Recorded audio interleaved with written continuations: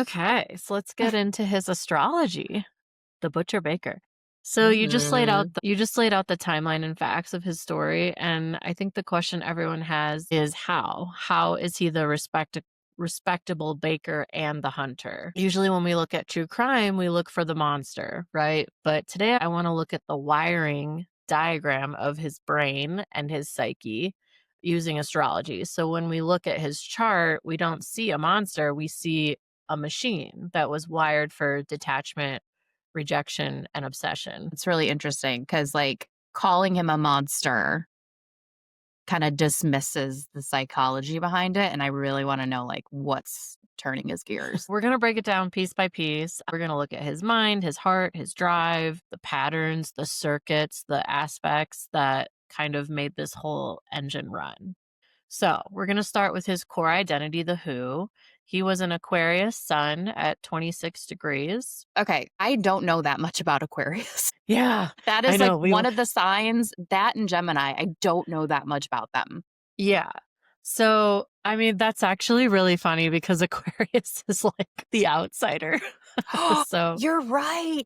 so Aquarius is fixed air. So air is always going to be around intellect and logic and concepts. And being fixed is the modality. And that means that there's some stubbornness there. It's unmoving, it's permanent. So when we think about someone who has a fixed sun, they probably love sticking to a routine and not changing. They're not mutable, they're not adaptable, right? Hmm. And the cardinal signs are the ones that initiate things and have that like fieriness to them. So air fixed is all about intellect and logic and concepts, but then it's going to be stubborn and permanent. And in its highest form, Aquarius is the humanitarian. So, Aquarius loves thinking of the collective and they're generally ahead of everyone else. They're often from the future. So that's why people tend to see them as weird or there's something off about them. Hmm. So, in the shadow side, Aquarius is the mad scientist. It's the energy of extreme attachment.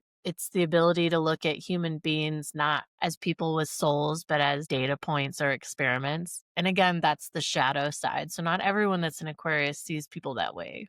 So it's like emotionally disconnected.